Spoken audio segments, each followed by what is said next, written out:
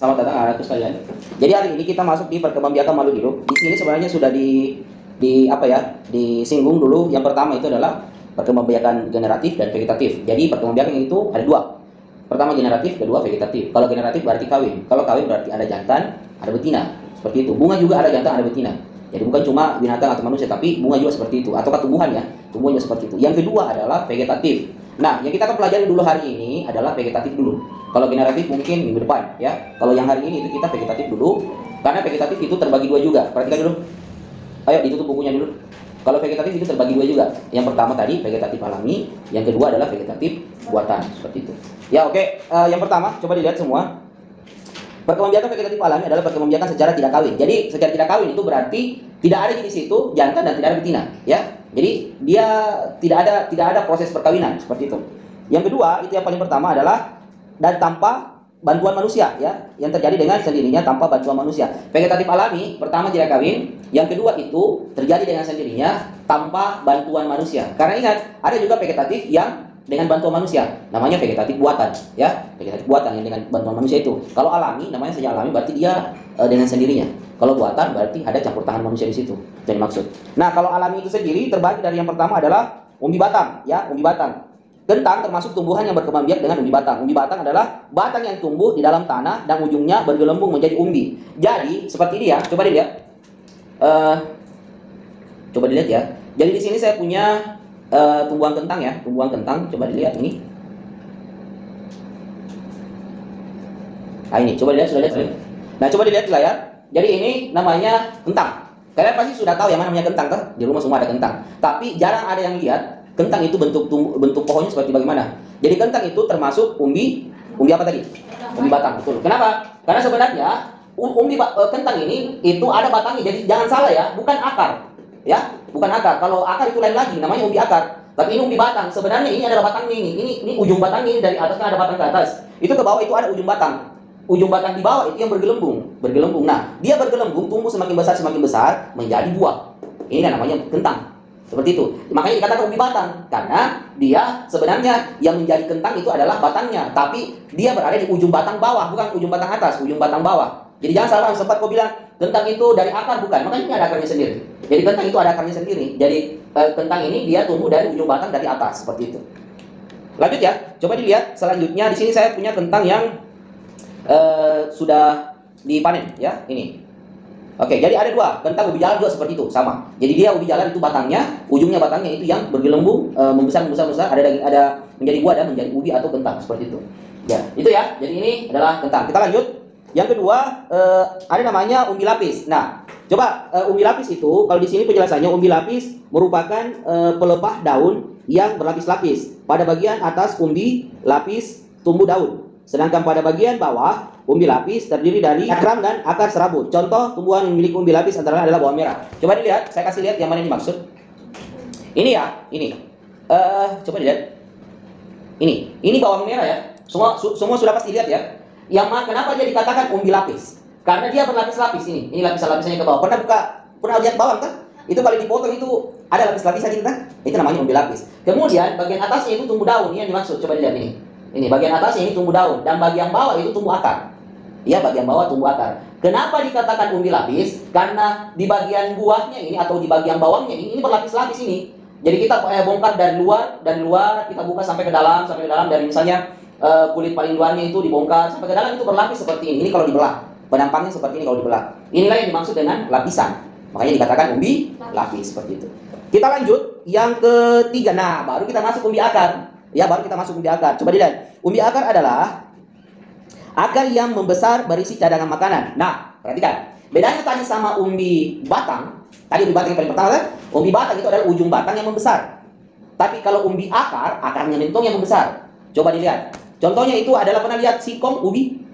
Pernah lihat ya? Ubi, coba dilihat ini. Jadi dia akarnya memang yang membesar. Coba dilihat, saya perbesar ya. Jadi ini adalah ubi atau singkong. Ini yang kamu lihat ini kan yang kita makan. Iya kan? Ini singkongnya kan? Ubi yang kita makan, kita goreng, kita masak dan lain sebagainya. Tapi ini adalah akarnya juga. Ini adalah akarnya juga. Seperti itu. Jadi kenapa dikatakan menyimpan cadangan makanan? Karena dia juga menyimpan cadangan makanan di dalam. Jadi berfotosintesis di daun, setelah berfotosintesis di daun, makanan sebagian digunakan untuk konsumsi, kemudian kalau ada sisanya itu disimpan di sini, di akarnya. Tapi ada juga yang mengatakan disimpan di buah, tidak ada juga masalah karena memang akarnya juga itu juga buahnya. Kalau kita mau mengatakan buah, tapi padahal ini bukan buah ya, bukan buah. Namanya singkong, ubi singkong seperti itu. Dia dikatakan umbi akar seperti itu. Kemudian coba dilihat, saya jelaskan semua dulu ya. Yang mana lagi di sini? Lanjut. Kemudian ada namanya akar tinggal. Perhatikan baik-baik. Akar tinggal adalah batang yang seluruhnya berada dan tumbuh menjalar di permukaan tanah. Ingat, ada lagi perbedaannya. Akar tinggal. Kalau akar tinggal itu lain lagi. Semua batang dan buahnya ataukah itu yang kita gunakan, yang kita konsumsi itu tidak di bawah tanah. Kalau semua tadi itu kan di bawah tanah kan? Ubi di bawah tanah, kentang di bawah tanah, kemudian tadi ada singkong di bawah tanah. Kalau akar tinggal, dia tidak di bawah tanah, dia di atas. Contohnya itu jahe, coba dilihat. Mana jahe di sini? Ini dia. Jadi ini jahe ya, ini jahe, coba dilihat. Perhatikan. Nah, ini kelihatan. Ini kan yang kita makan, ini yang kita konsumsi kan? Ini jahenya ini. Ini di atas permukaan tanah, jadi tidak di bawah. Dia di atas permukaan tanah. Akarnya yang ke bawah, akarnya yang ke bawah. Ini coba dilihat. Ini kan kelihatan ini. Jadi kalau misalnya jahe itu kita lihat batangnya, kita lihat jahenya. Itu namanya akar tinggal. Jadi semuanya ada di atas permukaan tanah. Itu perbedaannya. Jadi jangan bingung ya, jangan bingung. Kemudian ada namanya geragi, ya. Coba dilihat. Kalau geragi itu stolon atau batang yang tumbuh mendatar di permukaan tanah. Contoh tumbuhan yang berkembang biak dengan cara geragi adalah antanam, RBI, rumput teki. Tapi yang paling sering kita lihat itu, dan mungkin kita sering juga makan adalah mana tadi saya punya stroberi. Ini mana?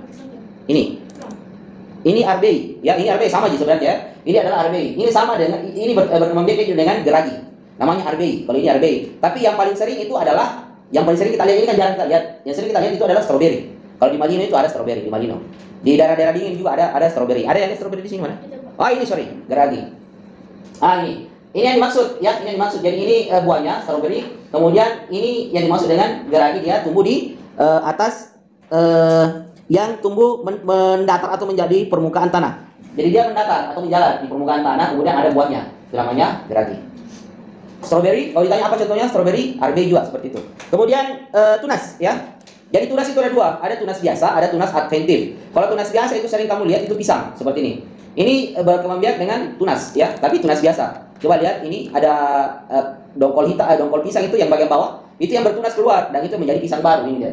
Apalagi selain pisang, bambu, yang paling sering kita lihat juga itu adalah bambu. Kalau bambu itu justru tunasnya ini yang sering kita bikin sayur. Kalau mama di rumah sering bikin sayur kan? Tapi harus hati-hati mengolahnya karena ini gatal.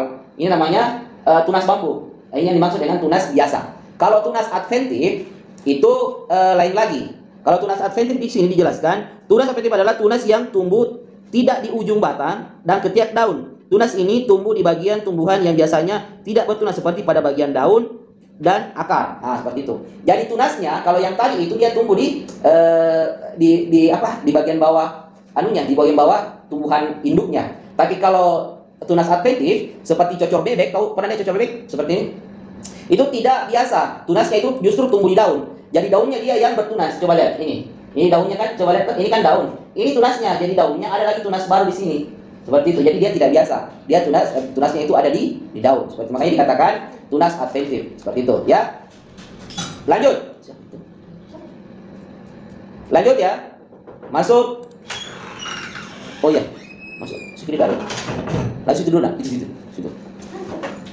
Ya oke. Kita lanjut ya. Jadi kita lanjut di tidak pernah lihat orang mencangkok. Jadi salah satu vegetatif buatan itu artinya dibantu oleh manusia, Yang pertama itu adalah mencangkok ya. Yang pertama adalah mencangkok. Coba dilihat.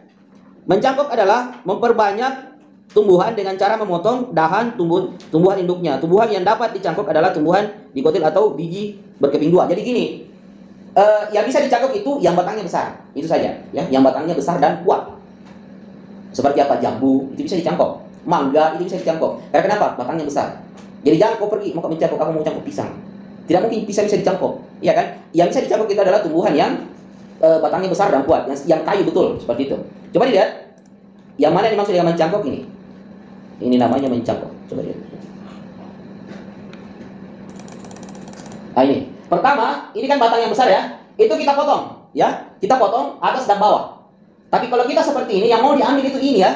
Jadi cari yang daunnya segar. Artinya kalau daunnya segar berarti subur di situ. Di sini kan ada batang di sini, ada daunnya di sini kan? Ada batang di sini, ada daun. Tapi cari yang besar. Semakin kamu dapat batang yang agak besar, tapi bukan juga yang batang di sini, yang bukan. Nggak bisa itu yang agak besar, yang sudah kuat. Karena kenapa? Semakin kuat dan semakin besar itu batang, biasanya akan cepat berbuah. Seperti itu. Jadi di sini dikuliti. Jadi dipotong di atas melingkar, dipotong di bawah melingkar. Kemudian dikuliti. Tahu dikuliti?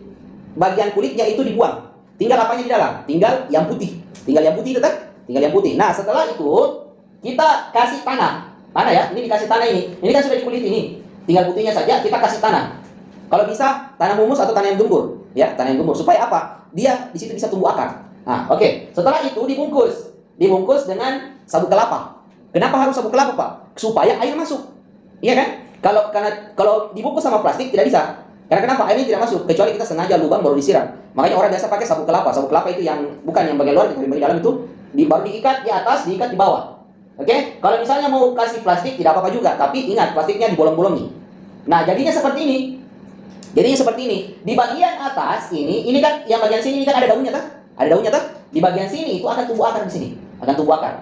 Akan tumbuh akar, lama-lama akan tumbuh akar. Tumbuh akar dan akan keluar. Apa tandanya sudah bisa dipotong? Pada saat akarnya sudah keluar-keluar, dia akan menembus sabuk kelapa itu.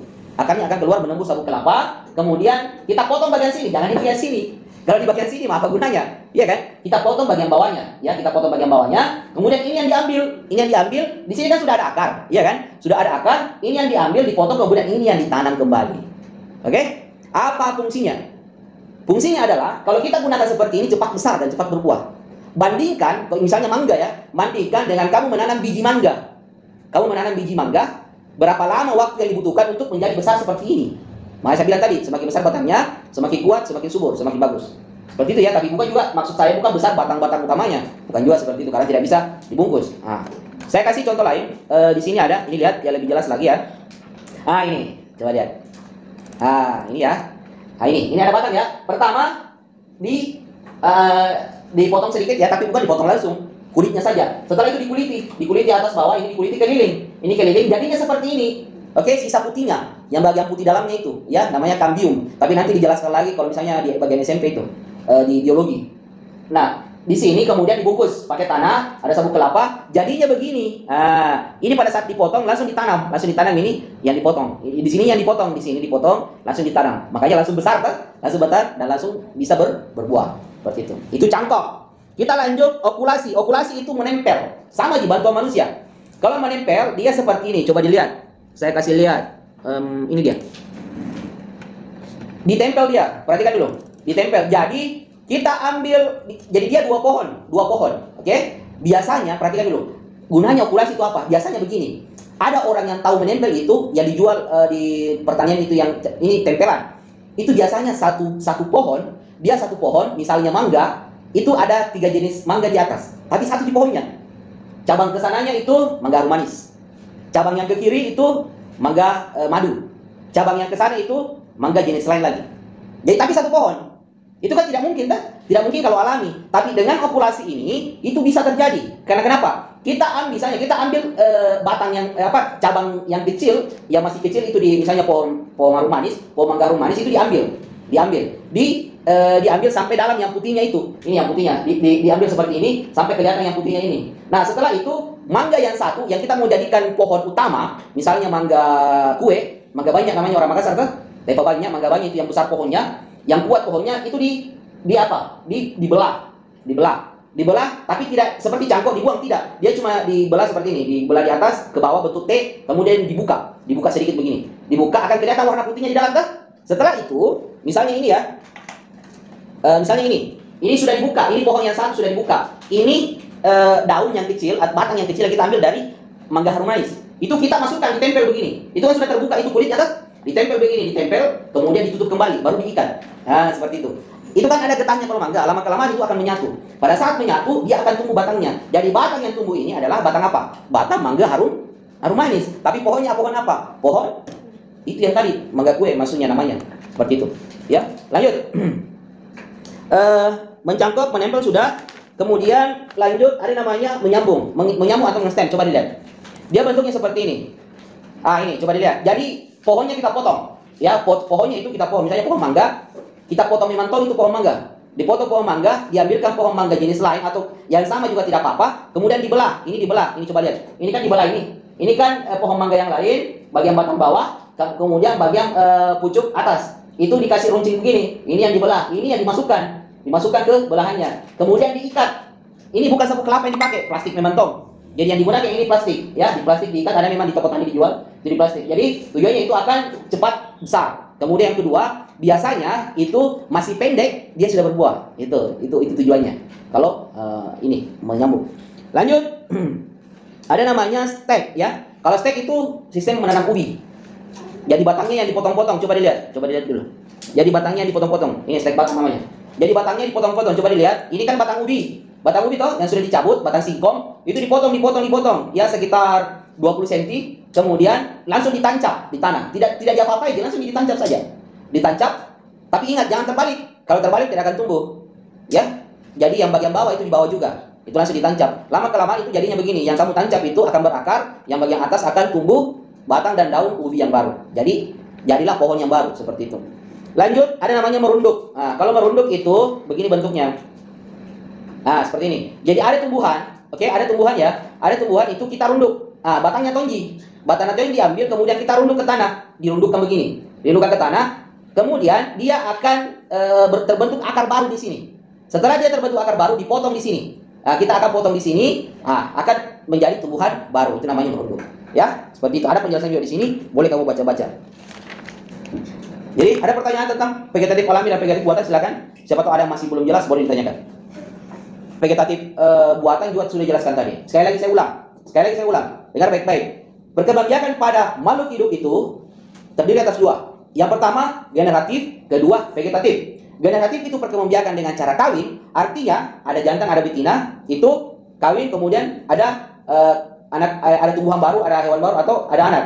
Kemudian kalau yang vegetatif itu terbagi dua karena dia tidak kawin. Dia tidak ada jantan, tidak ada betina. Vegetatif buatan dan vegetatif alami. Kalau alami itu yang 7 tadi. Ya, ada 7 tadi. Berapakah ya? Ada 7. Yang pertama adalah akar tinggal, akar dan lain sebagainya, sudah dijelaskan tadi. Kemudian kalau vegetatif buatan dengan bantuan manusia. Kalau alami berarti tidak ada bantuan siapa-siapa, dia sendiri. Kalau vegetatif buatan berarti bantuan manusia. Mencangkok itu pekerjaan manusia. Ya kan, dipotong, dikasih sabuk, okulasi, ditempel, dibelah, kemudian ditempel, diikat, menyambung, dipotong. Sedikit tadi saya lupa. Jadi saya lupa jelaskan. Jadi gini ya, tadi Gibran menanyakan kalau apa bilangnya kalau spora. Jadi kalau spora itu lain lagi.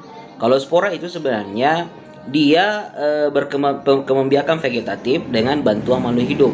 Jadi yang makhluk hidup ini yang mana dimaksud itu adalah bakteri. Nama saja spora ya.